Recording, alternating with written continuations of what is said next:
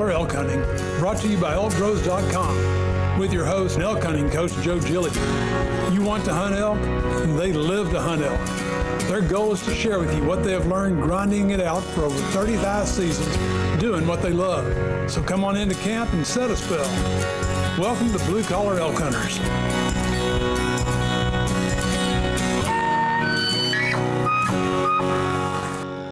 Welcome, everybody. I'm Joe Gillia, and this is our Insights edition of Blue Collar Elk Hunting, where we want to talk and learn about all things elk. On today's special edition, look, it doesn't matter if this year will be your first, your fifth, or your 10th trip. If you're coming to hunt DIY in the West this season, and you're in your 20s, your 30s, your 40s, shoot, look, y'all, I don't care what age you are. Our next guest will either be your motivation for this coming season, or he will be that hunter out there that you should be very afraid of. Because at the age of 66, Bob the Billy Goat Collins is a beast in the mountains and comes with a load of experience to share with anyone of any age planning to hunt elk in the mountains of the West this year. And don't let this upstate New York accent fool you, y'all. This here is an elk hunter. Bob, welcome to the show. Thanks, Joe. Thanks for having me. Great to be here. Yeah, man. I mean, we talked the other day, and come to find out that you're actually just a few miles away from my heritage in the Buffalo area, which I thought was really cool. Correct. Yeah. So, and the other thing is that I just thought the reason that we wanted to do this was for multiple things. Number one, I wanted people, because we have so many people that are coming from back east or the Midwest, or they're coming from areas that they are not in elk states. And a lot of times they're afraid to pull that trigger, or they're afraid of getting out here and finding out where it's just so intimidating, and that's a fact. That's a fact that can happen. Oh yes, it is. And so what I wanted from you, Bob, was you're somebody that is going to bring an experience level, and you're going to bring firsthand knowledge of what that was like and where you're at now, because you've got a lot of years under your belt, man. And they don't call you the Billy Goat for no reason. I mean, you're out here climbing these mountains of Colorado, Montana, and getting it done. So I think this is some quality stuff to be able to share with our listeners. So before we get going, just so they know a little bit about you, tell them a little bit about yourself. Well, my name is Bob, aka the Billy Goat Collins. I'm 66. I got 26 years of elk hunting experience. I've harvested them with a recurve, compound, and muzzleloader, all in the month of September. My favorite way to hunt elk is DIY. I like getting it done that way. It's what motivates me. It's what keeps me young. Otherwise, I'd be a couch potato and weigh 300 pounds probably.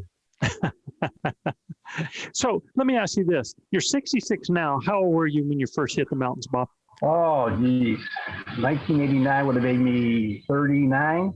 39, right? 39, 34. So you're getting ready to punch 30 years of doing this, right? Yeah. Yep. It's been 31 years. This is my first elk trip. And like I said, I've only missed 5 years out of the 31 so far. Out of life, things happen, you know? Well, yeah, absolutely, man. I want everybody to get an idea of exactly how passionate you are about elk hunting, because you and I have had a conversation before, and you told me a story that your wife is still shaking her head about.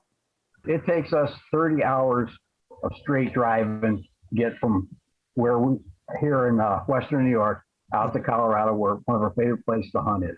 So it's 30 hours out, 30 hours back. That's 60 hours in a car.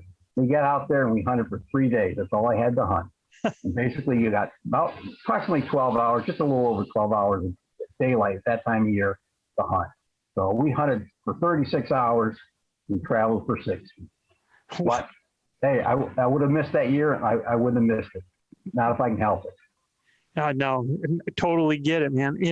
with all of these years that you have, and I imagine after 20 some years of hunting elk, some of those things start to blend together a little bit, but I imagine nothing is probably in your memory more than that first year. And I want you to think about that first DIY hunt, because here's where a lot of our listeners struggle right now is that they've done all this stuff. They've done all this prep. They've gotten everything ready. They've done the physical fitness. They've done all the shooting. Then they show up. I mean, they've done e-scouting if they haven't had a chance to get there. And back when you did this 20 some years ago, e-scouting wasn't even an option, right?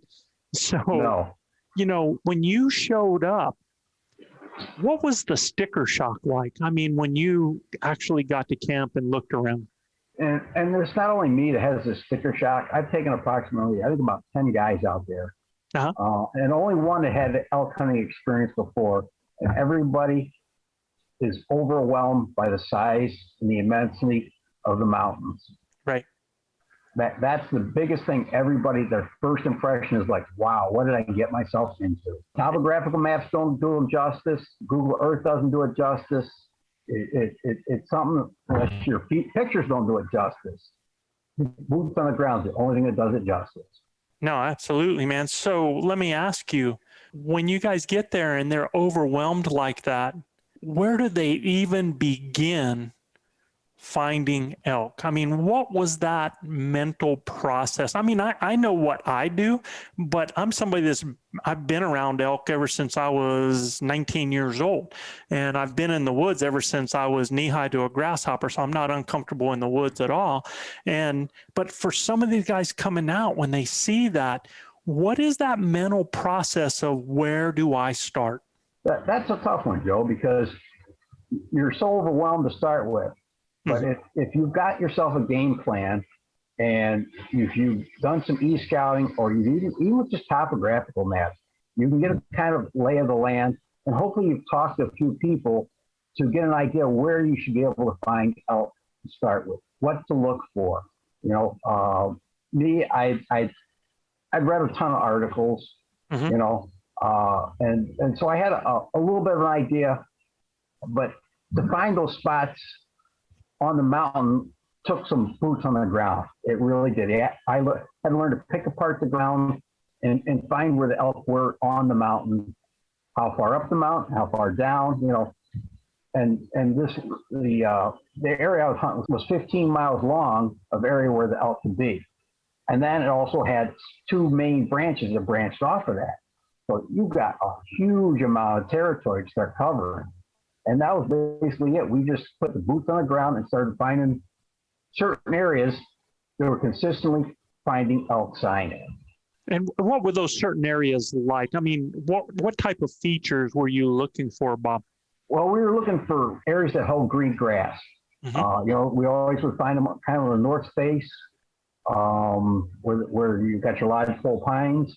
There will normally be a creek on that side, and there'll always be an area that's protected from the sun, because most of the south-facing slopes had sagebrush, and the sagebrush, and there was just no grass. So that's where we find most of the sign. And, you know, so we started hitting these bigger and bigger, find the bigger bowls that had this kind of lodgepole pines in the north and the, you know, a little stream. And it don't take much moisture to get grass to grow down through those areas. And that's where we find all the elk. Yeah, so food, moisture, water, right? Water and shelter, all one most convenient location. So you guys basically, if you really, I mean, from what you're telling me, you guys headed down. You guys headed down into bowls. You headed down into basins. You headed down into creeks, canyons, drainages, and the bottom areas where it was shaded, where there was moisture to begin your search. Correct. And we also, the first thing we did too is I've hunted the Adirondacks a lot when I was a kid. And there's basically, it's nothing but woods with a few trails. So I'm not afraid to get lost. So first thing I have always done is get off the main trails, side hill it, go cross country, you know. Just go for it. The different spots that look good, even though you got to walk a ways. No, I think that's huge. You just said something that I really want everybody to listen to that, because you said that you were not afraid of getting lost. And I want people to understand how important that lack of fear. Now, all of us need to have respect for the woods that we're out there, but you know, being able to get off the beaten path is not something everybody can do. There are tons of people out there that will stay to the security of that trail. And Yes.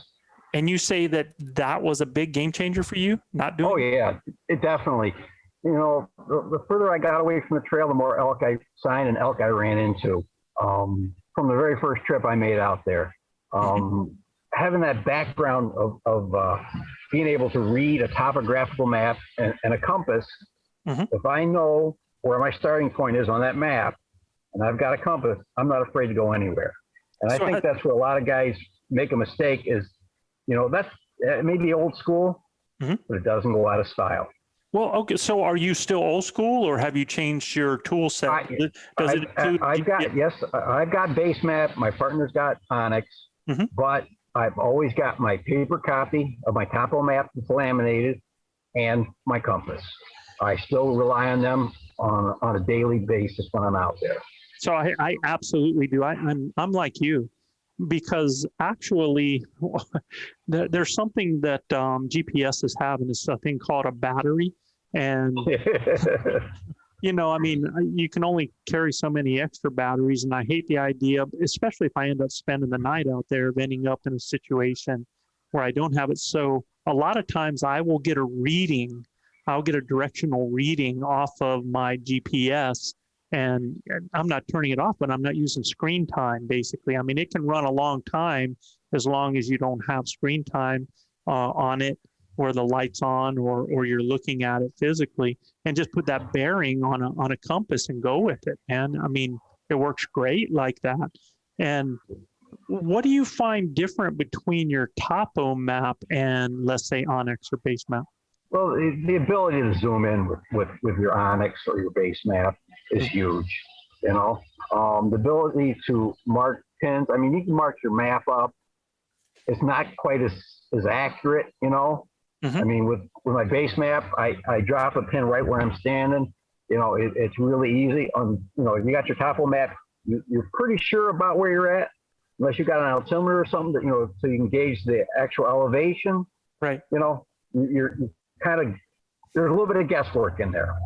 So is there any benefit over your topo over your base map? It doesn't, battery don't run out. and it's funny you say that, because last year in Montana, I threw my phone in my pack. We headed back in to do our first DIY in this area. Well, we got back that night. We got camp set up that night, and I pulled out my phone so I could take a picture, and somehow it got turned on, and it was down to 1%. So for the next 3 days, I had no phone, no battery.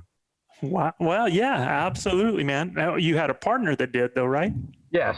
My partner had his Onyx. So, you know, we were still good as far as that goes. Right. But what if you were alone? Yeah. If I was by myself, we'd split up. Yep. You know? No, absolutely. That's why I suggest to people too. I mean, now they come out with those, you know, little charging bars that are lightweight, that can charge a phone 2-3 times as a backup in your pack. That, because now, I mean, it used to be that your phone was a phone. I mean, you had your phone, you had a camera, you had a GPS, you had a flashlight, you had all of these, you had a video cam recorder, and now phones can pretty much do all of those. So, you know, for you to take a little charger and throw it in your pack, that's nothing as compared to all the other stuff that you used to carry. So I think that's big. But you know what, the thing I was pointing at on the topo maps versus Onyx or base map is that you can look on that Onyx and you can look at an area to cross from, let's say, over one saddle into another area, and you look at it and you're like, man, oh, that looks good right there. And then you show up to go over it, and man, you're like, that friggin' topo lied to me, man. It's not. Well, you know, yeah, because, you know, a lot of those lines, they'll be close together, but there'll be ways up Yes. in some spots, but other spots it's a rock wall. You know, Yep. there's not the detail. You know, you don't get the detail. You can't zoom in and zoom out. You know, you can't rotate it. Well, you can rotate it, but it don't do you much good. Yeah. But you can buy those topo maps of an area to a scale that are much better with the topo lines, and actually find benches or those finger ridges a lot easier, better than you can on our GPS phone apps.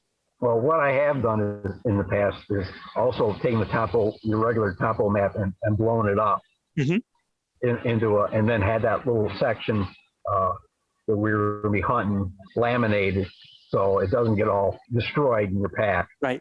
And that's helped too.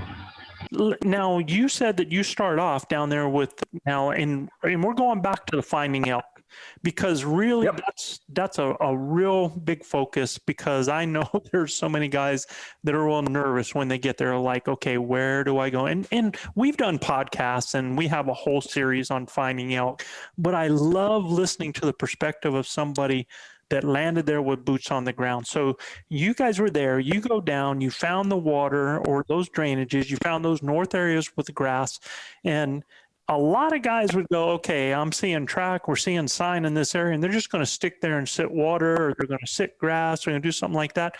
What did you do with it once you found those areas where you found sign in those bottoms? Well, I'm a lot like you, Joe. I like to make things happen. I'm not, if I wanted to tree stand hunt, I'd stay here in New York and deer hunt. But that's not why I'm out there. I'm out there for a different experience. I want to get there. I want to get there and get them fired up. Right. You know, at least call them in, you know, feel I had some influence over that elk enough to make him want to come find me. So, you know, I started, when I first got out there, I bugled my butt off, and, you know, it took me a few years and to start breaking down the different parts of the season, you know, knowing when to bugle and when not to bugle, you know, when to just call, you know, early season, you know, it's all hit or miss with early season bugling. It was a long learning curve for me, because I had nobody really to teach me. The only time I had schooling was out there in the elk woods. Right. So, you know, each year I learned a little more. When was a better time? You know, one year I hit it just right, and they were just going crazy on September 3rd, you know?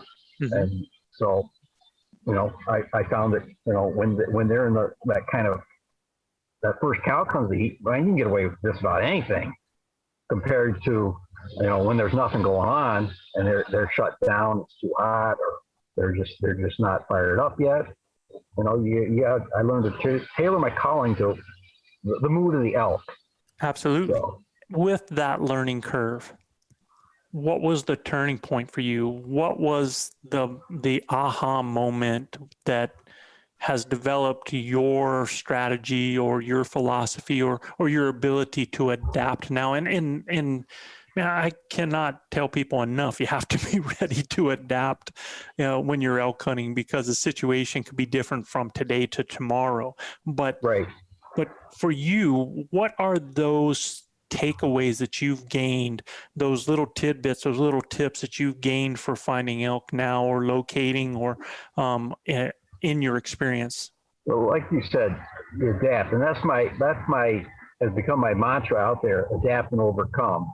You know, read the situation, read what the elk are giving you, and work on that mindset of whatever the elk are giving you. Like I said, once I started putting this little piece together and that little piece together that the elk are doing, you know, by seeing repeating patterns over the years, you know, I started putting pieces of the puzzle. And it took me, without exaggeration, it took me 9 years before I killed my first elk. It was with a recurve. I built a recurve. I took up my recurve out there for like 4 years. I hunted with a compound before that.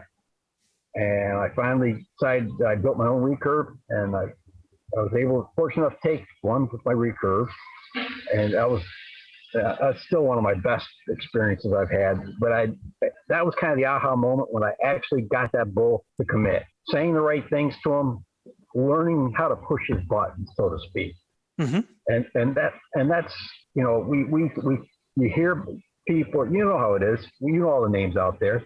They do a great job of telling you how to call and give you the calls and what they mean. But till you get out there and actually start working an elk and see what his mood is, that's the key, is learning how to read their mood. And then once you read their mood, you can respond to get them to respond. Now, let me ask you so that I understand. Do you generally just hunt the first part of the season? Do you hunt the whole season? Are you hunting the middle, the end? I've hunted whole season, not at any one point.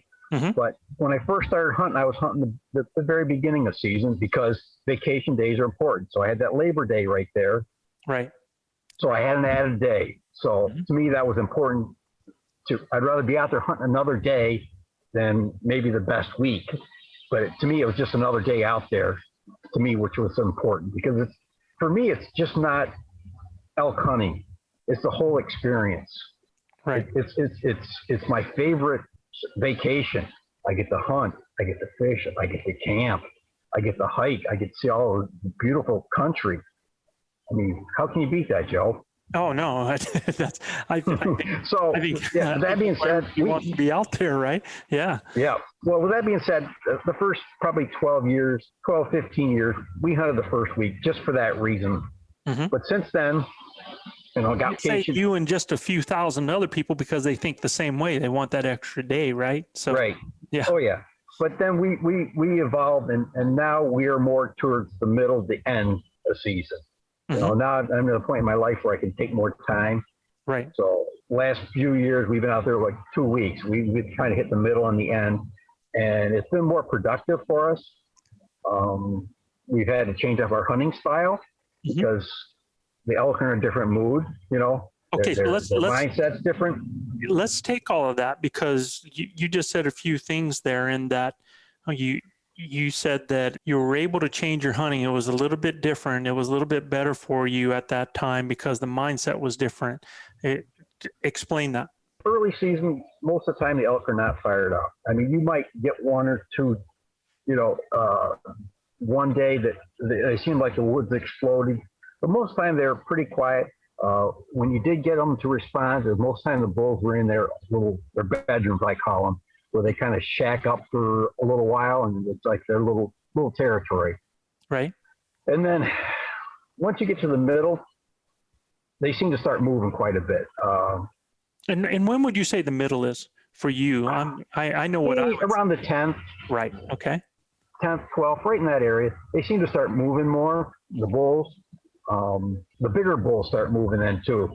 I thought it was weird because when I was hunting the early part of the season, I'd see these little raghorns chasing cows around, and this little raghorn would have 10 cows, and I'm going, if this is the biggest bull in this hill, I need to find a better spot to hunt, But what really tripped that trigger was the fact that I was hunting this side hill and I came across this wallow, and it was early season, so I got a big old stick and started splashing, making a ruckus and just making a few little. Well, this bull let out a scream that curled the hair on my head. It was incredible. And from that point on, I realized that these big bulls are smart. They don't run their tails off at the beginning of the season. Absolutely. You got to go hunt them differently than you do the middle. Once the cows start coming in heat and they start moving, now they start getting the big bulls into with the cows, and so that there's a transition area there, makes it different. It's the next part of the rut, and so I really enjoyed later part of the rut now because you're hunting the bigger bulls. To me, they're actually easier to hunt. Yeah. Only for the simple fact that they're distracted by cows, they're distracted by other bulls.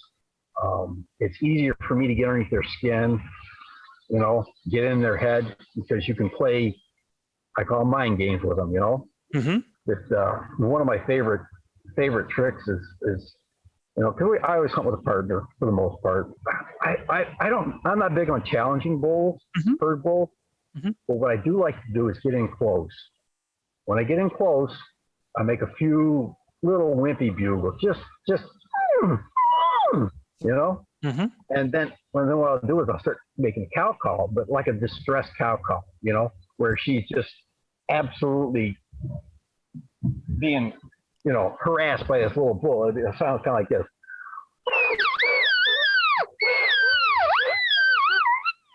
Then I'll run. I'll take a stick. I'll run through the woods, Mm-hmm. back and forth, like a cowboy trying to, you know, what do they call it? When they doing their cows, you know, cutting the cows. Yeah. You know? Okay. All right. And it's like I'm trying to cut her off, keep her from going back to the bull, you know. And I've had more bulls come charging in blindly like that than with any other challenge bugle or anything else.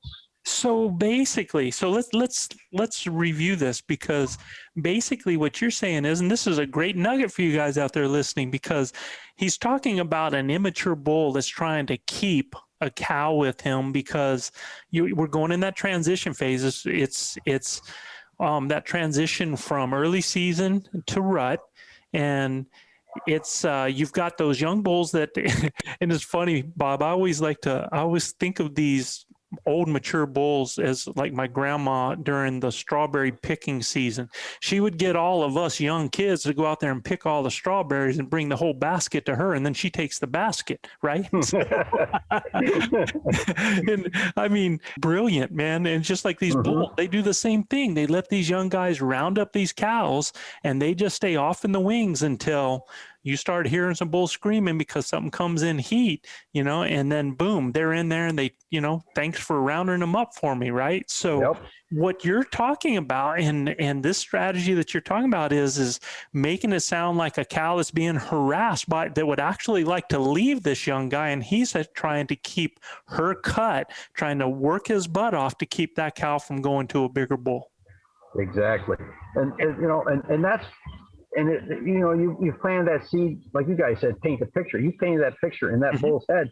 There's a young, immature bull that's just harassing the crap out of it, and he's not going to put up with that, you know. So he charges in there blindly because he thinks that's another bull. You've done push this button, and that's what I like to do. So, and look, here's something that you're doing that I've tried to teach a lot of people and tried to get that mindset. Like you were talking about earlier, a lot of people and everybody watches and listens to how people go from ridge to ridge, screaming, challenging, and the different things. But what you were just talking about, the scenario that you were talking about, has nothing to do with engaging a target bull. It has to do with putting on your own show and actually not talking to the target bull. It's right. You're actually ignoring him. Ignoring, absolutely, man. And putting on that scenario that makes him think, and this is something that they're not used to having happen out there during the hunting season. I mean, a lot of these bulls get called in by hunters time after time, you know, even when they do the challenge, or if it is a cow call, and how many times are a lot of those scenarios busted because either somebody wasn't patient enough, or they moved too soon, or they made a wrong move when they were coming in. So basically that bull's been educated to that style of call, right? Right. And exactly. What you're talking about is not the same old rodeo, ignoring and creating your own scenario. That was very awesome. I caught a picture of you running around in the woods with a stick, banging trees, stomping, and making that, you know, harassed cow sound, and I'm loving it, man. Oh, that's the one of the things I like about elk hunting. You can make noise. You don't have to be stealthy, you know. You can get out there and make noise, and it's acceptable, you know. Hey, I'm the old Billy Goat. I ain't quiet, you know. So there's one example. That's one of your favorite techniques. Are there any others? Well, if it's earlier season, you'll find them. Like I said, you'll find they got a bedroom, and they'll just sit there and they'll bugle their butts off in that one location. And you can sneak in on those guys, and I get in there and I'll engage those bulls. You can engage because they've got, all of a sudden you come to an area, a little bench or something, and it looks like every tree has been blown up. There's no bark left. It's like, man, my heart starts pumping. Even though I may not even heard one they were there when he was right there at the moment, but I hit that spot, I immediately stop and I start raking. and then I'll bugle, rake and bugle. And more than likely, he's still around if he hasn't already, given away his location when we moved in on him. And that's a great one too, but you can't with that one. You want to sound small, you want to intimidate them. Sure. Again, you still want to sound like a smaller bull. You don't take a stick that's 6-inch diameter and start raking a 10-inch lodgepole pine. Mm-hmm. Take a small branch, small tree, and like I said, you're painting that picture in that bull's head. This is a smaller bull that just kind of moved into his territory a little bit, and he's not going to put up with it. Yeah, especially early season, man, because when you have that bull that's up there just bugling like that, he's just advertising. He's in the area. He's advertising to the cow. Yep. He's advertising to the other bulls. Yep. And now all of them are setting up their pecking order. So when you go up there and you get in there and you start sounding like a small bull and start doing some raking, because I think raking really works best to me in that first half of the season, and when the bulls are measuring each other. So you've basically gone in and advertised, oh, okay, I'm here too. So if you want to see who your competition is, you better come check it out. And I'm curious, how many of those bulls that you've worked like that came in silent rather than talking? I'd say about 50% of them. Yeah. Okay. About half of them come in silent. Most of the time, when they come in silent, they're normally a smaller bull. Mm-hmm. But that's not always the case. On average, I'd say they're smaller bulls. Not that they're a bad bull. I'd shoot them in a heartbeat. That's what I'm there for. But for the most part, the smaller bulls are already kind of intimidated, so they're not bold. So I know how far I would go off. How when you have a bull that's sounding off like that from his bed, and a lot of times during the day they're just being real lazy. They're just kind of sounding off, letting off, know where they're at. How close do you like to get before you start putting on a scenario? If I can get within probably 100 to 150 yards, mm-hmm. When I first start finding, if I'm trying to do the ninja sneak in there to get on him, when I start finding the first trees that he's rubbed, the first fresh sign, that's where I'll stop normally. If I've got good shooting lanes, cover, stuff like that, it depends on what the terrain looks like. Absolutely. Good call, man. Yeah. Because it's not going to do any good to set up in a place where you don't have a great location for setup, because you're setting yourself up for failure then, right? And that's one of the biggest things like I said, I've taken probably 10 guys out there and only one of them had elk hunting experience before I took them out there. And that's one of the biggest problems I've had, getting guys to set up where they've got good shooting lanes. Everybody's a whitetail hunter. They want to stay hidden. And, and that's my biggest complaint, because we've lost more bulls because they couldn't get shot because they were behind a pine tree. There was too much brush in front of them instead of getting on the other side of the brush where they had shooting lanes, They set themselves up for failure. Yep. Exactly. And like I said, and that's probably, that's the number one mistake I've had guys make, even though I tell them, move up, get where you can see good.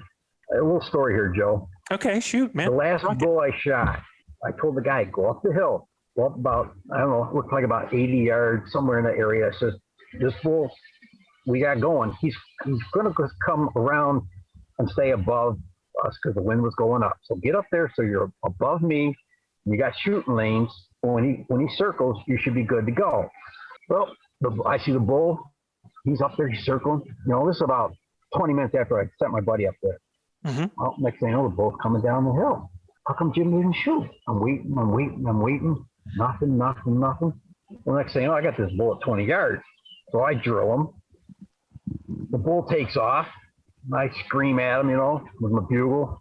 And I'm sitting there, I'm shaking. It takes me a couple minutes to get to my breath. I go to find Jim. I just shot a bull. He goes, what bull? You mean what bull? You didn't see that bull walk through that opening? I go, where were you sitting? He takes me where he's sitting. He was sitting behind two little pine trees. Well, Jim, how are you going to get a shot behind these two little pine trees? He says, well, I was hoping they'd come out here. It's like, oh my God, you lost a chance of the bull. You didn't even see the bull that passed within probably 40 yards of you. Absolutely. Yeah. And it's like, That's one thing that, it irritates me because I know what looks like a good spot. And, and I try pointing it out to the guys, this is kind of what you want to see. You want to see these nice shooting lanes. This is a good spot to set up, if we were to encounter a bull here, So I try to paint that picture in their head, what to be looking for when the scenario does arise that we do need to get shots. And that's been a tough one to get through to the guys that are mainly whitetail hunting. I try to explain to people it's kind of like this. I'd like to be in an area, if it was optimum, if my effective shooting range is 30 yards, if it's 35 yards, if it's 40 yards, whatever my optimum shooting range is, if I had the perfect situation, I would have a screened semicircle in front of me out to that range in which it acts as a screen where an elk could not see me until they came through that screen, through whatever gap there was in that screen. If I had nothing but perfect open area with something behind me to break up my silhouette, with that screen at that optimum shooting range so that they had to step through that, then I'd be fine with that. Now, in the woods, that doesn't happen because we're going to have other trees that are going to exist in there, but I still want that to where that animal is not able to see. That's what I call a tight setup, where that animal is not able to see me until they come into my effective shooting range. Now, if that means that I have a diagonal, a V of brush in front of me so that it's going out and getting wider, but I have a great shooting lane to the left, I have a great shooting lane to the right that bull has to step through in my effective range, that again is an optimum setup for me because it's forcing that animal to come into an area where they cannot visually check until they get within my shooting range. Right? Yep, so exactly. It's a hard thing to sell to some people because most people always want to see an elk and they want to see it out there to 100 yards or 150 yards, and see that elk coming into them, which is great for seeing elk. But I've said time and time again, it's not so great for killing elk. Like one guy I took out there, we split up. He went his way and I went my way. We were out there hunting. He told me about all the elk he saw. Well, how many shots did you have? Well, none. They were a quarter mile away. Oh, Robert, what? It's nice to see them when we're out there, but I had elk at 30 yards. I couldn't get a shot, but I had them within range. To me, that's more important. If you one at 30 yards than 30 at 400. Absolutely. Yep. So let me ask you, Bob, I'm gonna keep stepping back, man, because I'm really trying to help our listeners that are going to have to find those elk. You get out and you're in the morning, and let's say that you've gone to an area, you've gone down to an area that has water, has good grass, and you've checked it. You haven't had any responses from an animal at that time. What are you thinking in your head? How are you going to work the rest of the morning? Where are you going to go?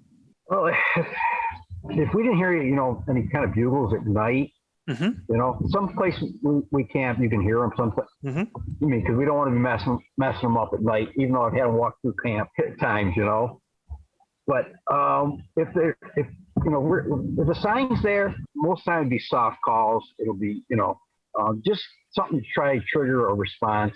We'll slow and steady, take our time from between setups to see if anything does come in quietly, and just keep pushing until we find a better or worse area, and readjust constantly. Are you staying in the bottom? Are you going to the top of the nearest ridge? Well, north side? What I have found is because most of the places I've hunted there's normally a trail at the top and a trail at the bottom of these drainages. And the elk are in that middle third of the hill.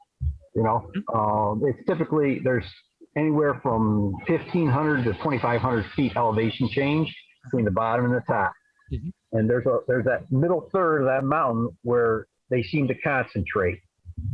That's where I find most of them because that's basically you're off the trail. Guys only get a quarter mile off the trail. Right. That's where I seem to find the most sign, the most fresh sign. That's where they're doing the most bedding. That's where the most active wallows are going to be. As far as the feed goes, they feed all over the mountain, wherever the grass is greenest, Right. So, Yeah. Depending on the type of year, right? Yeah, so we cross hill it and keep hitting the middle third and hitting those pockets like that. Awesome. And now, if I remember correctly, I think you said that most of your hunting was in Colorado. Yes. And Colorado it's not easy country. I mean, I don't know that I've never been to Idaho, but I got some buddies out there that say that Idaho is like, especially North Idaho is just, there's nothing flat whatsoever, they swear by. But Colorado has a lot of up and down up there. And like you said a change of, 2,500 feet from the bottom up to the top. That's a heck of a steep booger, depending on how far, that's going, right? It is. And the one thing about Colorado, that 2,500 feet of elevation change is not over a long distance. It's a short, mileage wise, it's short. We were out in Montana, we had the same 2,500 feet elevation change we were hunting, but it was over a mile or 2 miles, as opposed to a half a mile, 3/4 of a mile. Colorado, where we find the elk, it's steep and it's rough. But that's the place where their sanctuaries are at, because that's where they're not being harassed. Bottom line. And so that's where you've had the most success. Correct. Yeah. That and those steep areas, you're going to find little benches in those steep areas, and you're going to find some food. You're going to find wallows in those areas, and it's always dark timber. Yeah, and especially, like when you were talking about the third, that would be that upper third, it's about a third of the way down from the top, about 2/3 of the way up from the bottom. Or even, like you said, if you find those benches, if you find those areas, those little flat places that are, up there on those sides where they can bed down, or even if there's a spring of some kind or a wallow that forms in there because of the type of terrain it is, that's optimum area, man, for those animals. It is, and a lot of these areas too. I found that what happens, a lot of these bigger pine trees will tip over, and that actually creates like a little flat spot where the root ball and everything came up, and there's beds in those things all the time. Oh, fallen trees where dirt has gathered and ended up creating. Well, it actually, the root comes up, and basically when that tree rips out, it actually almost leaves like a little flat spot right there, and the elk turn those right into beds. When I do my DIYs, there's been times I camp right in one of those spots because I didn't want to leave the area, So there are actually flat spots even in the really steep stuff. I don't think I've ever heard anybody talk about that before, ever. And I see it all the time, especially you get those, on those sides where you can have a wet season, get a wind shear, and it topples those giant trees, and you end up with a giant, what I call root wall. I've also found that where you got those big trees a lot of times, and they decay down to the point where they're almost like mulch. The elk will dig out and beds, and they also have dry wallows in them things too. You want to tell them what a dry wallow is? Basically, all the bull does is he'll urinate right there in those wood chips, or even if it's just dirt. Sometimes there's not a spring nearby, and they will actually urinate, dig the dirt up and urinate, or the mulch, and urinate right there, and then roll in it. And you'll go, man. We call them piss wallows here, but okay. Well, I call them dry wallows, but it's it just there's no mass amounts of water like you normally see in a normal wallow. Man. And they will roll in that stuff, and they will get ranked, man. They'll get dirt. Oh yeah, they will. Yeah, you get downwind of them, you know where it's at. Exactly where they're at, man. Like that. No, those are tremendous tips. Now let me ask you, because you say you're talking about hunting Colorado, and when you talk DIY, you're almost anymore. When you talk DIY, you're almost getting to the point where you only talk about Colorado, and I'm not sure. I hope that continues to last so that people can be able to hunt.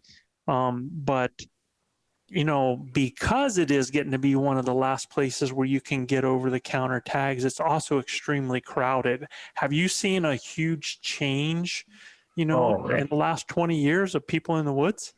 Oh, big time. When I first started going out there, I hardly ever run into a hunter. I mean, if I did, it was normally on the trail or the road. And now it's gotten to the point where, there'll be a dozen vehicles parked there, in the trailhead. Before, like I said, we saw a person or two, and once we got down a half mile down the trail, we never ran into anybody. Now we're running to people 3-4 miles back in, which we never used to do. So has that changed things for you, Bob? I mean, has it changed any of your tactics or where you're going or how you're finding the elk now? No, it to me, it's actually helped because it's kind of concentrated elk in certain spots, like I've been telling you about the middle of the hill, stuff like that. Before they were spread out more on the hill. Now they are more concentrated, so it's actually kind of easier for me because first thing I do is I put a half mile radius around or parallel along with the trail or the trailheads and put a radius and then I start picking those other spots that these circles don't fall into, that's outside of that circle, and those are spots I'm going to hit if it's got the dark timber that I'm looking for. Well, all right. So look, I'm hearing where you're looking for. Let me ask you a question, because a lot of times we tell people is where you find elk is where, first you can eliminate where you're not going to find elk. What areas are you eliminating, or are you eliminating areas immediately to be able to focus more on some other areas? Well, in Colorado, there's a lot of sagebrush. Those are the first things that, they make travel across it, but you're not going to find them. You're not going to find them out there. Like I say, if they get a bunch gets pushed across, that's the only time you're ever going to see them. Now, I do want to put a plug in there, though, that, there's a lot of places, even here in New Mexico, that these elk are learning to bed down in some of those sage flats, or if there's arroyos or drainages cutting through it out there in the middle of those flats, they're bedding in some of those. So I just want to throw that out there because some people will go, well, I've seen them out there bedded in these areas. And I even know there's some places out in the flats where I talk about buddies of Montana or some of these that those elk will get out there where there's a junipers or sage, and they'll bed out there where, man, it's hard to get to them because they can see you coming a mile away. Well, I agree, but the areas I hunt in Colorado are wilderness areas. Yeah. Wilderness or national forest. And so, most of the time you're away from the private property where a lot of the sagebrush is, a lot of the sagebrush gets a ton of UTV traffic because there's roads cutting through it all across it. A lot of guys just out riding. Where I hunt, it's away from that kind of stuff anyways. And so sagebrush are like on top of the south facing slopes, where they get a lot of sun, and in September they're burned to a crisp normally. It's nice when you get out there and you do see in some yellow and green in the sagebrush. Means they got good water that year. So, but those aren't spots I'm going to hunt. I'm going to try and I cross them to get to the darker timber. So and like I said, I don't normally hunt the bottom of the creek, all the way in the bottom. I pretty much just follow the sign. If the sign's taking me one place, that's where I go. Right. So it so much depends on boots on the ground and reading the sign that's been given to you. So if I was to summarize some of the stuff that I've already heard, though, you are using the bottoms to be able to locate sign to find out if elk are using the area, eating the grass or using the water in that area, and then you're going up into the high timber to be able to locate where they're bedding from those same elk that are utilizing those areas. Exactly.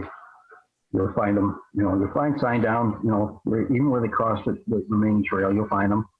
That gives you direction where they're headed, so you kind of follow their lead and get after them. So what's your favorite calling sequence, Bud? I mean, when you are moving through there and you are doing some calling, what is the Billy Goat's favorite go-to sequence that's kind of your norm until you have to adapt? Oh, it's normally I'll throw out a locating bugle. Normally it won't be. I got a Primos bugle tube that does a real good job of casting a long it carries a long ways. That's my go-to to start the season, and throwing out locating bugles, occasional cow calls, when you're working tight timber. Say that again. And the only reason I asked you, I just want to make sure that, because we're talking about where you're throwing location bugles like most people would when they come off top of the ridge, but when you're working through the dark timber, you change to what? A lot of times I'll change to cow calls because, I don't know, I seem to have more luck for some reason with cow calling through the darker timber as opposed to the bugles. I don't know why that is. I couldn't honestly tell you. The bugles are good when you get up high on a ridge. You can echo it all the way down through there and get a response. That's great. But your cow call don't carry quite as far as like that, Right. From the top. So I guess that's kind of why I switched, because the terrain, and you can't, you're in tight cover. Your calls don't carry very far. So I got one more question to ask you along that lines, talking about where you're at. What is your favorite altitude to hunt at, or is that varying?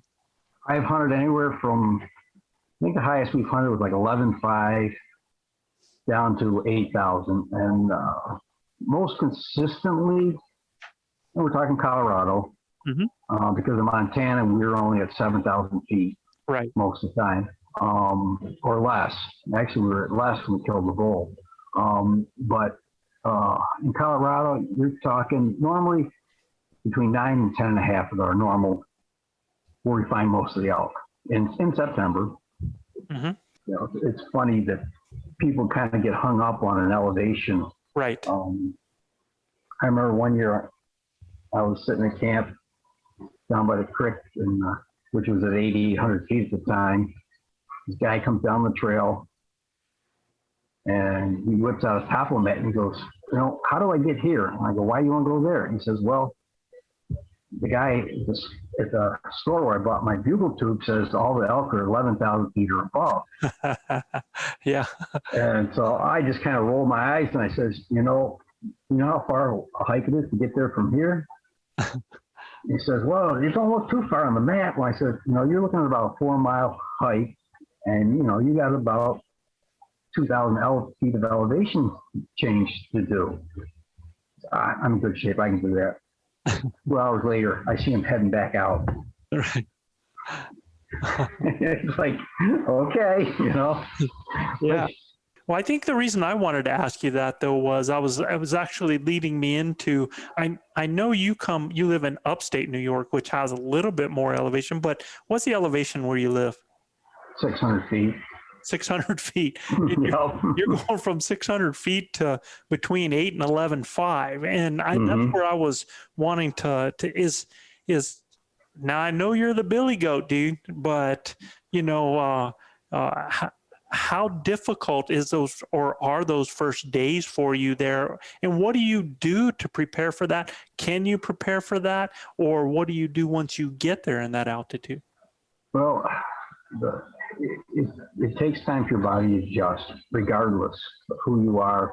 If you haven't spent time up there, 3-4 days ahead of time, when you get there, you got to go slow and steady, drink lots of water. Aspirin helps too sometimes. And altitude sickness affects everybody differently. I've been very fortunate. It hasn't bothered me too much. I can feel my heart racing, for the first day or two, a little bit of fluttering because it's working a little harder, and I can tell. I've had guys that knocked right dead on their butt with migraine headaches, and that really, it kind of killed it for them. But most of the time they got those headaches because they overdid it, bottom line. They overdid it when they first got there. And hydration is critical. Hydration is, I just had a buddy of mine go out there. He went out there this last few weeks ago to shed hunting. And I gave him some spots to go to. And it was his first trip, and he was excited. And I told him, I said, you got to drink at least 2 to 3 times the amount of water that you normally would around here on covering the same miles. And he got back and he said, Bob, I drank almost 4 times as much water as I normally would drink, and I was still dry. People don't realize how much more water, because the air is so much drier, which is huge. And that dry air just sucks the moisture out of your lungs every breath you take. And people don't think about that, but that's where you lose a ton of water weight, just basically by breathing. So, that's such a huge thing to make sure you're extremely hydrated and don't go crazy the first day you're out there. Take it slow, very slow. So what is slow, Bob? I mean, to Bob the Billy Goat Collins, man, what is slow? I mean, when you're getting out there and what does your typical day look like? How does it change from the beginning of the hunt to, let's say, day 7 on the type of, how far you're going or what you're doing out there? What we normally do is we get out there the first day. When we drive straight through, we'll leave, drive all night. We'll get there in the afternoon. Mm-hmm. All we do is set up camp and eat and just get base camp ready. And, we may walk down the bridge or a trail or something and just listen the first night, half a mile at the most. Okay. Nothing strenuous, just real slow and steady. Right. We get a good night's sleep. Next morning, you're excited. We wake up before the crack of dawn anyways, because my clock is 2 hours ahead of yours. So, so I'm up before the crack of dawn. We'll eat a good breakfast that first morning and we'll do a morning hunt. We'll go slow and steady, won't cover much ground, but just enough to give our bodies a chance that first day, get a mile maybe in. Mm-hmm.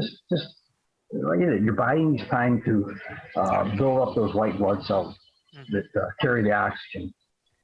And so like I said, then we'll go back to camp. We'll do the same thing that next evening. Then the next morning, this is day 3.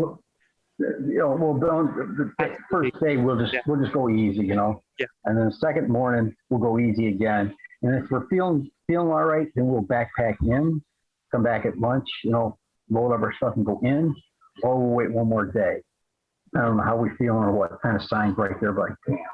But like I say, you can feel it. You're setting up camp. You just got to go slow, stop, rest.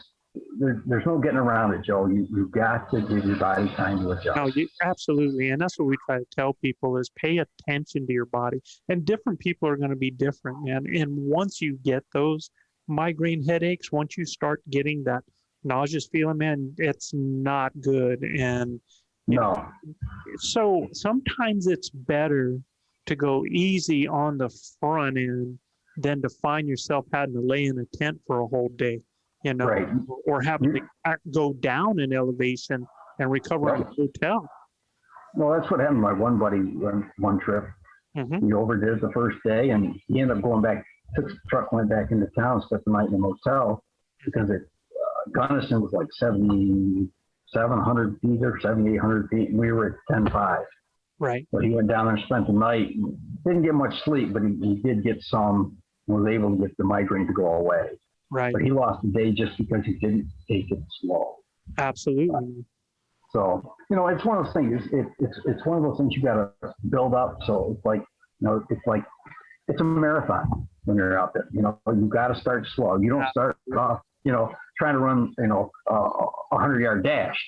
You start slow. You start walking, And you start walking that marathon, And here, I'm going to give a nugget out there too, man, is that, you have all these people, and if you're not going to hunt from camp, and a lot of people drive to a trailhead and they're passing by 2-3 miles of incredible elk hunting that's only a mile off the road, and sometimes a half mile. I've seen bulls bugling, screaming a half mile that people were driving by.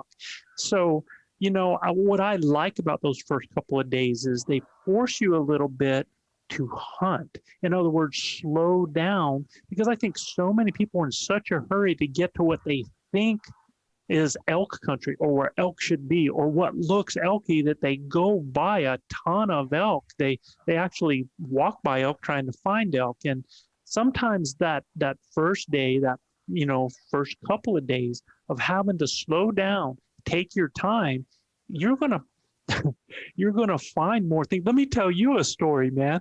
I'm going to tell you, Bob, that the one spot that Chav, Chav is my brother-in-law and been my hunting partner for 39 years. And we have a favorite hunting area that we found by total accident. We were intending to drive 13 miles into this area.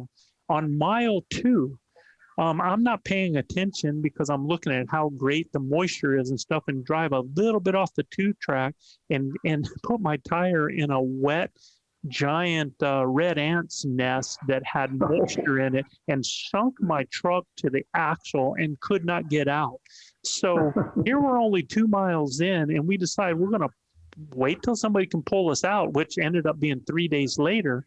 And in that amount of time, we just put our tent up and we started making lemonade out of lemons and hunting the area. And lo and behold, found more elk in that area than any place that we had ever been, that everybody was driving by. And it's been aces for us for years, man. And it's funny how that happens. Is sometimes when you're forced to slow down or forced to actually hunt some areas that you might not normally hunt, that you might actually walk by, you find a lot of areas that other people are going by. So that can be. I agree.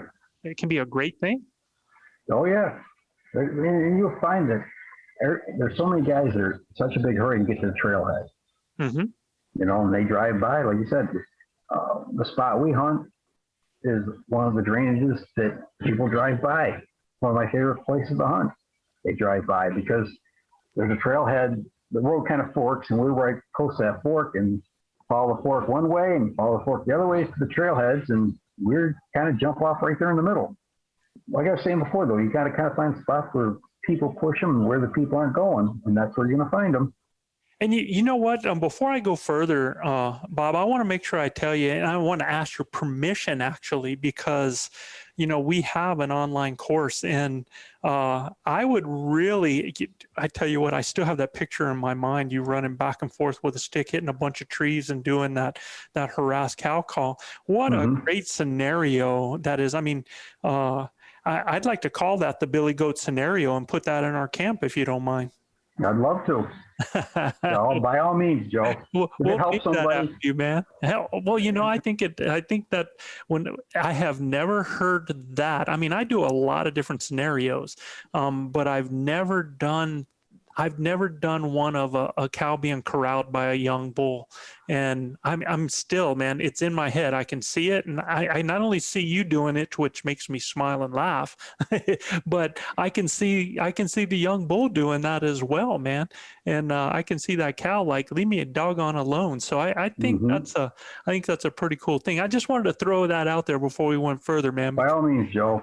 If it helps somebody, I'm all for it. I think that's the nugget of the so far of this show. So I just wanted to make sure I put that out there, man. So we were talking about taking it easy on the first day and stuff, and we were talking about that altitude and how to read your body, which is huge. But you know, like I said in the beginning of the show, there's a lot of people 20, 30 years old. So I'm getting ready to be 60. I turned 60 in November, and I guide guys all year long. And I guide guys that are half my age, and sometimes, 15 years, my junior or a little bit more, that struggle when they get up into the hills.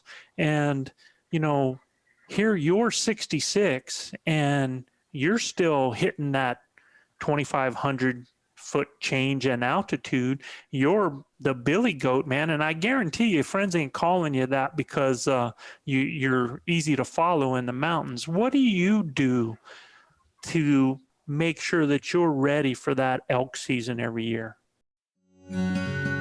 Grinders tuning in, thank you for listening to the Blue Collar Elk Hunting Podcast. Our goal is to share our knowledge and help you flatten that learning curve so that you too can have some of the very same incredible experiences that have given all of us here at ElkBros a lifetime of memories. If you like what you hear or see, you can get all of this information plus so much more from our Base Camp Elk Hunting Training Camp, the first in a series of online courses from our Blue Collar Elk Academy. Our base camp training camp allows me to use my coaching style and share almost 40 years of elk hunting experiences successfully hunting elk on public lands, as well as over 20 years guiding hunters of all ages and experience levels. This course will be like nothing you have ever experienced in concept and structure, using success-based coaching techniques that will elevate your confidence and skill sets. Our camp will prepare you specifically from that final moment most in your control, those final minutes or seconds the elk is in front of you, backwards through each step and level, allowing you to see, visualize, understand, and relate every coaching point to what lies ahead, the next step, the next thought process, the next success. Because y'all, you've already been there. You know what it looks like. By tapping my 30 years of teaching and coaching experience, our camps are developed considering multiple learning modes with text, visuals, audio, as well as video.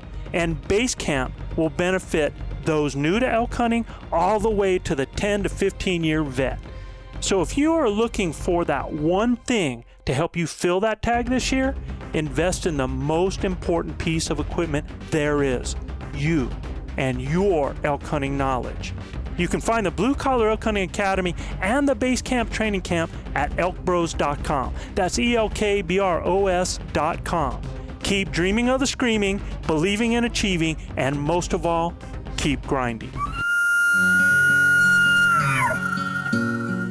Well, originally I used to just put the pack on and go up and down there's small ski hills here, not huge, and that was my go-to thing for years. But as my body got older and I started hunting with different guys, especially my new partner, he's big into marathon. He's an ultra marathon runner.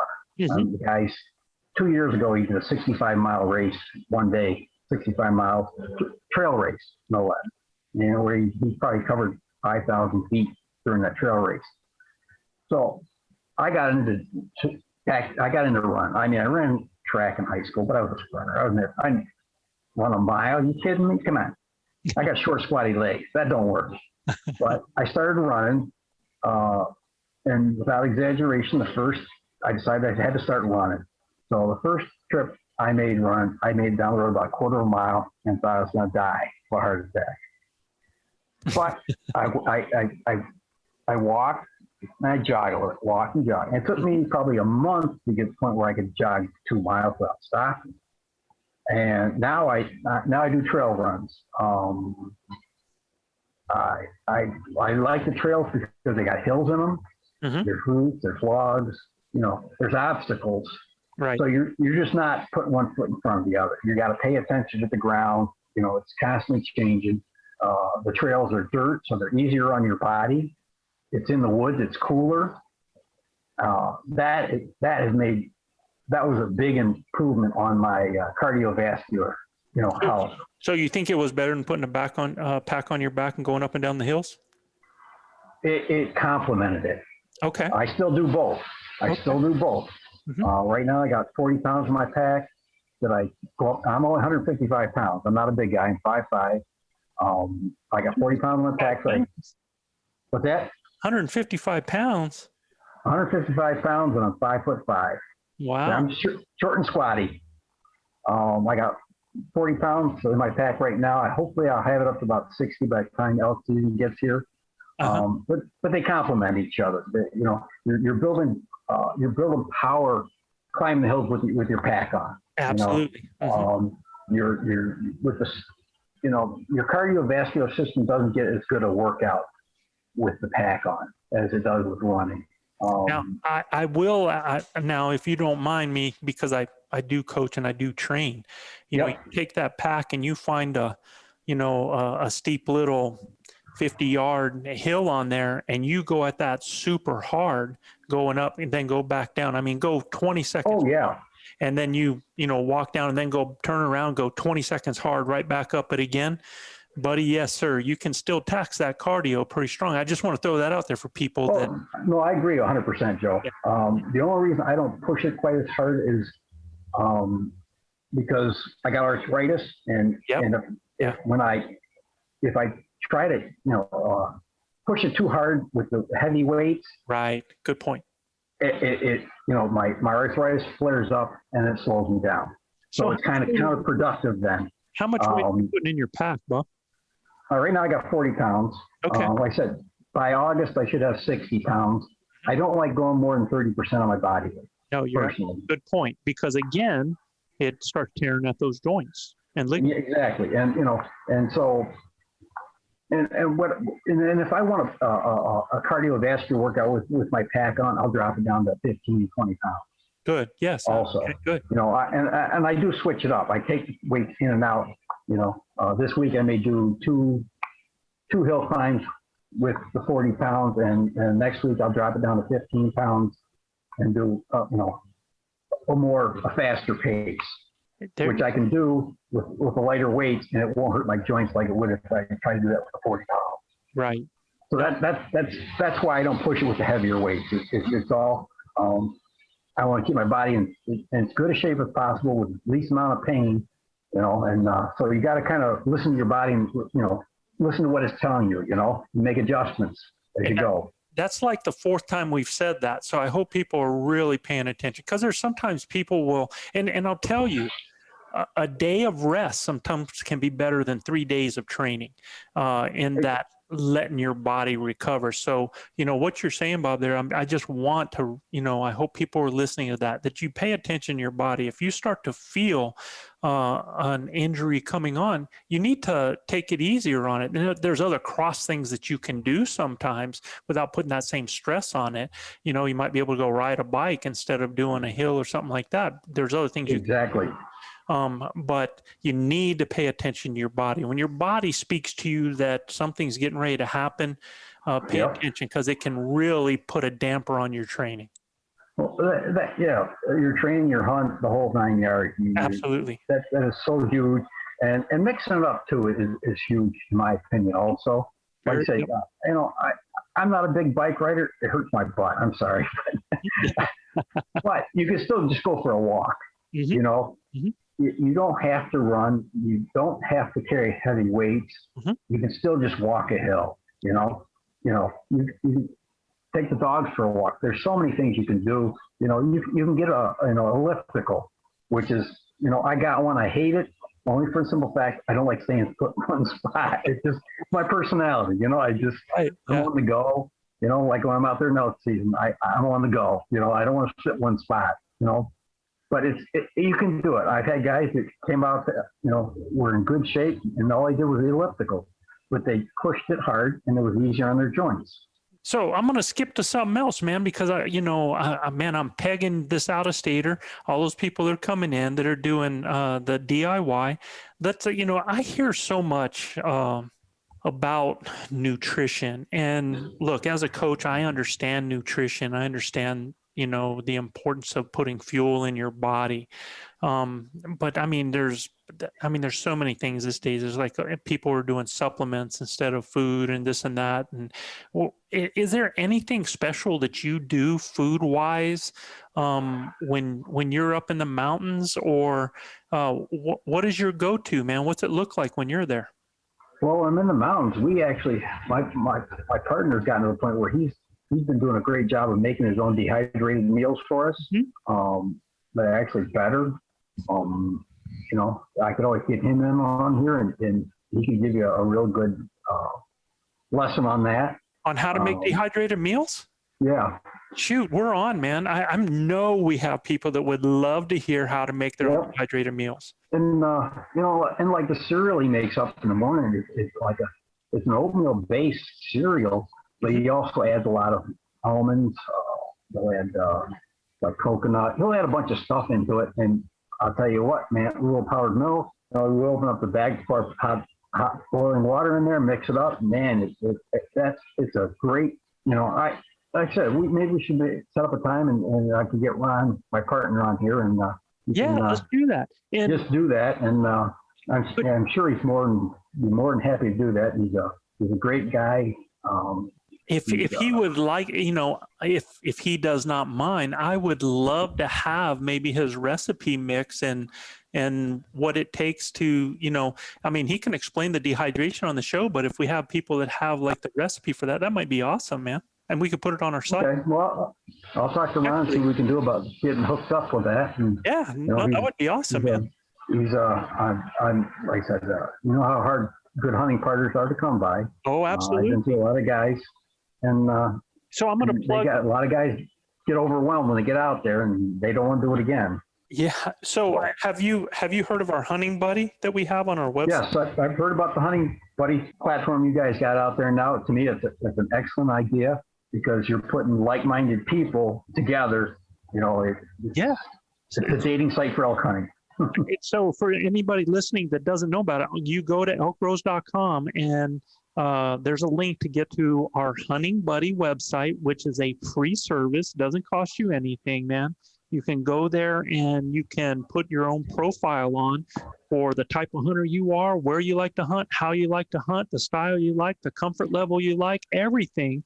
And try to find like-minded people, a hunting partner, if you're having difficulty doing that. And we hear so many times, like you were saying, Bob, it's so hard to find a good hunting partner, man, that's why we did that. So that's just a good plug for that, so people can go do that. But go ahead. Sure, that's such a great idea because, like I said, I've been through a lot of guys that, they talk the talk, but you get them out there, they don't walk the walk, But that's why it's critical to make this profile as honest as possible, because when you go on there, it's not about how great or how weak or anything you are. It's about being specific so that you can find people that work within your expectations. Because exactly, and I think that's. With that being said, right now everybody should be getting close to find out what license they've drawn this year. Yes. And that's a talk you need to have with your partner, especially if you've never been out there with them before, or you've only been out there once, or you haven't been out there together.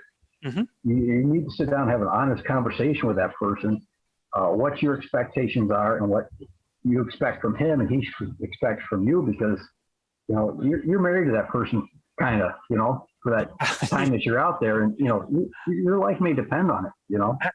That's why right there, man. You are putting your life in so, and it might sound dramatic, but dude, wait till it happens, man. I mean, you could be in a situation where your life is dependent on your partner. Absolutely. Yep. And it has happened. Yes. One year, Ron and I got out there and we left camp. It was raining a little bit. We kept pushing on. And next thing you know, the rain turned to snow. Before you know it, we were soaking wet. Well, luckily we found a tarp. I was able to get a fire going. Ron didn't have anything. He didn't have the proper fire starting equipment with him, mm-hmm. but I always carried it with me. So we got the fire going, and that's really what saved our butts. The fact that we were able to get warm. Yes. It got miserable. It snowed. It was wet, heavy snow. About killed ourselves getting out of there because it was slippery as all get up, mm-hmm. Right. So. And people do not realize, you're here talking to me right now. So well, how bad could that situation have been? It only takes a tiny bit of difference, a turnaround of a situation that is not good to go horribly bad. And that fire that you had could be the alternate ending, created an alternate ending to another possible story. So, exactly. Yeah. It was a wake-up call. Yes. Yes. And, we were back probably 2 miles from our camp, which was down the hill, 1,600 feet from the truck. Mm-hmm. So we were a long ways away from the truck, and even camp, we were a long ways away. And since you bring up camp, where do you like to camp? Do you like to camp high where you're walking out at that high level? Do you guys camp down low and drive up to some place? Where do you like to camp? My preference is camping low and hiking up. The morning thermals are always working with you. The evening thermals are always working with you. When you're tired, it's easier to go downhill than it is uphill. But with that being said, I have done uphill. I have camped up top when options weren't available to us down below. But the downhill's by far my favorite. Okay. And the other thing was, when we were talking about the dangerous situation, do you guys carry any kind of communication device with you, Bob? No, we've talked about that, but we never have, because normally we hunt together pretty much. When we don't hunt together, we know where the other one's going to be. You know, we've established, you're going to head up into this drainage here. I'm going to head up this drainage here. And so we're never really more than maybe a mile away from each other, but we know where each other's going to go, and we know that we can follow the stream back down to camp. So follow the ravine back down to camp. How much does your hunting partner weigh? How much what? How much does your hunting partner weigh? How much does he weigh? Yeah. Oh, he's 6 foot, probably weighs 190. Yeah, so about 200 pounds, right? So you and your hunting partner are a lot like me and Chav, because I'm 220, 6 foot 220. Generally during the hunt season, I get down to about 215, but I'm in that over 200. Chav's 5'7", 145, 150 pounds. And, even though we are there and there's somebody that is there, if something happens to Chav, I can pretty much get him out of there. If something happens to me, it's a life-threatening situation, man, I feel sorry for that dude, because he's up the creek without a paddle trying to deal with me. You know what I mean? Oh yeah, it's definitely a different situation, different set of shoes, with each of us, Yeah. But you plan with as far as safety goes, Yeah. Right. That's why you got to hunt smart. Absolutely. You can't be a risk taker, and Right. And take unnecessary chances that puts either one of you in jeopardy. Right.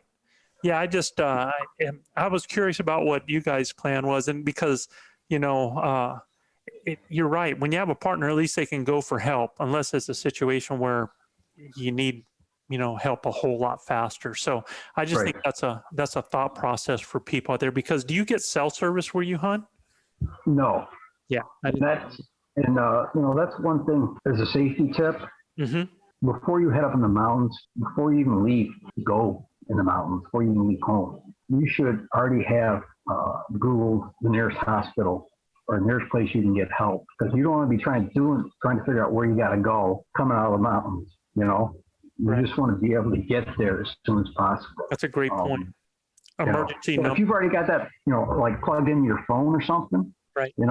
Or at least written down, so you can ask, tell your phone, once you get reception, where to go. In those situations, every second counts. So you don't want to be driving the wrong way, looking for help. Right. Absolutely great point, man, because, it's funny. Most of us will have the number for either somebody to be able to pack out an animal or the local processor, but we don't have numbers for emergency situations, Right. Your urgent care or hospital, wherever the nearest place, Yeah, absolutely great point, man. Yeah, this has been tremendous, man, Bob. I have so enjoyed this conversation, but what I would like to do before we get out of here is I know that you've given us a couple of nuggets, you've given us some of your favorite things or tip. I'd like to ask you to give us one other favorite tip to anybody from Bob the Billy Goat to help people out on their hunt coming this season. Well, seeing how we talked about how guys are afraid to get lost, it's huge country. This is a huge tip where to keep you knowing where you're going. One of the biggest things I do is when you're hiking, always turn around and look where you came from. Yeah, good point. Because when you're going back, the terrain looks totally different. And here's a story to go along with that. Me and my partner, we cut this hill. We got this huge rock, another boulder, like about 15 feet, but we're going up the hill. You got to remember. So I said, Jim, remember that rock? because we're going to turn and cut down the hill there to get to camp. Right. Okay, Bob. Oh, we go a few more ridges. Not much happened that day. It was a slow day. We come back. Now, we're coming in from the uphill side of this rock now this time. So all the debris and, builds up on the back side. So you can only see about 3 foot of that rock.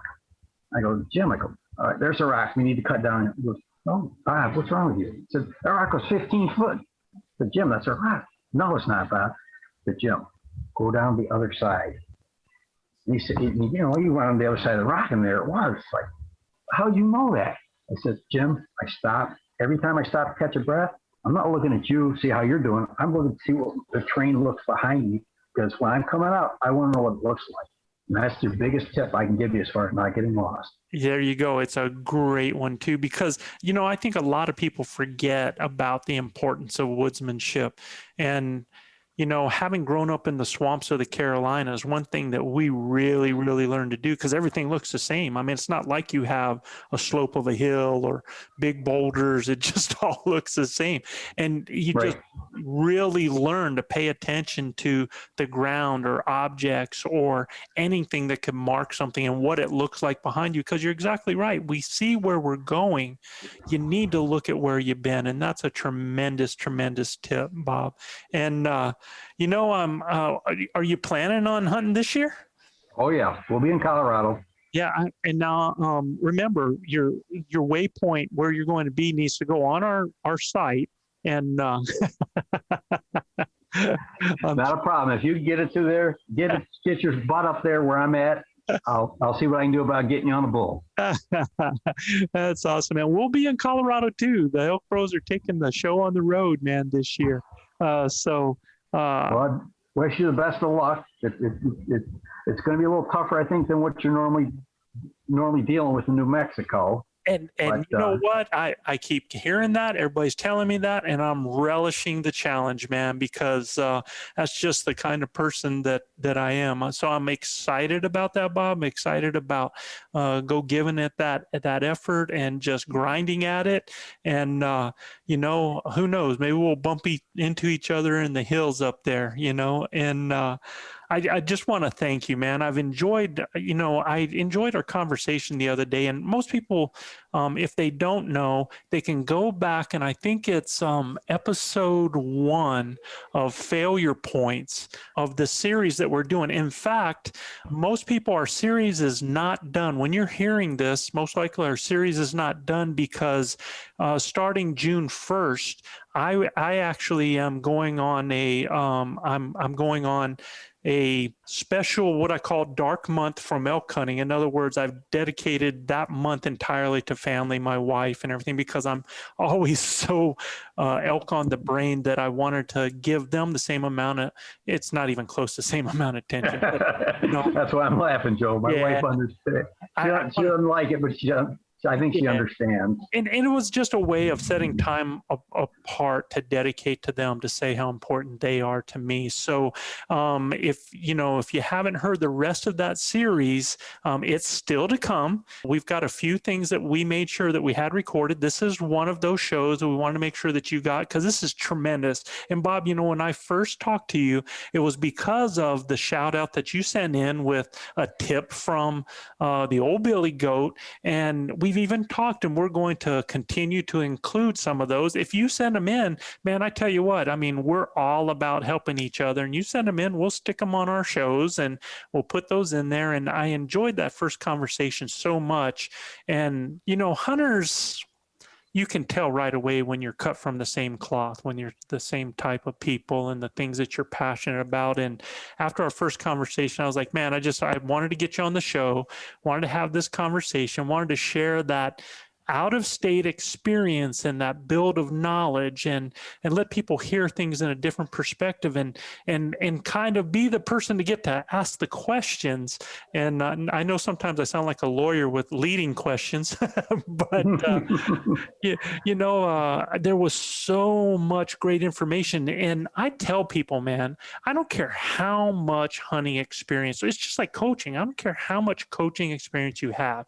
If you can go to as many workshops as possible, as many seminars as possible, listen to as many podcasts as possible.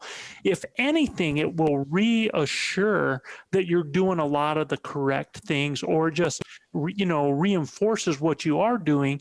But man, you might pick up that one nugget, just that one little thing that could be the difference this season. And I tell you what, man, the Billy Goat scenario that's going on to our academy is one of those nuggets that I think, and and there's been a few others, man, that I've heard here tonight, and I think there's been a lot that a lot of people are going to relate to. So, Bob, thank you so much for taking the time out today and just sharing the time with us.